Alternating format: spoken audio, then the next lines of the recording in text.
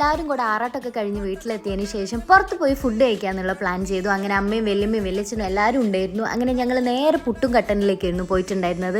എല്ലാവരും പുട്ടും ബീഫും ചിക്കനും ഒക്കെ ഓർഡർ ചെയ്തിട്ടുണ്ടായിരുന്നു. അങ്ങനെ ഫുഡൊക്കെ ഏകദേശം കഴിച്ച് കഴിഞ്ഞ് ഒരു കട്ടനും കൂടെ കുടിച്ചതിന് ശേഷം നമ്മൾ പിന്നെ നെക്സ്റ്റ് പ്ലാൻ എങ്ങോട്ടേക്കാണ് പോകേണ്ടതെന്നുള്ളതായിരുന്നു. അപ്പം ഞങ്ങളെല്ലാവരും കൂടെ പുറത്ത് നിന്ന് വൻ ഡിസ്കഷനൊക്കെ ആയിരുന്നു. അങ്ങനെ അവസാനം നമ്മൾ കറങ്ങി തിരിഞ്ഞ് നമുക്ക് ബീച്ചിൽ പോകാമെന്നുള്ളത് പറഞ്ഞു. ഏകദേശം ഒരു 2:30 കഴിഞ്ഞിട്ടുണ്ട് ഞങ്ങൾ ഫുഡൊക്കെ അടിച്ചിട്ട് ഇറങ്ങുമ്പോഴേക്കും തന്നെ. അങ്ങനെ നമ്മൾ വിചാരിച്ചു നേരെ ബീച്ചിലേക്ക് വിടാന്നുള്ളത്. അങ്ങനെ 3 മണിയാകുമ്പോഴേക്കും ബീച്ചിലെത്തി. പിന്നെ നമ്മളെല്ലാവരും കൂടെ ഭയങ്കര വർത്താനും കാര്യങ്ങളൊക്കെ ആയിരുന്നു.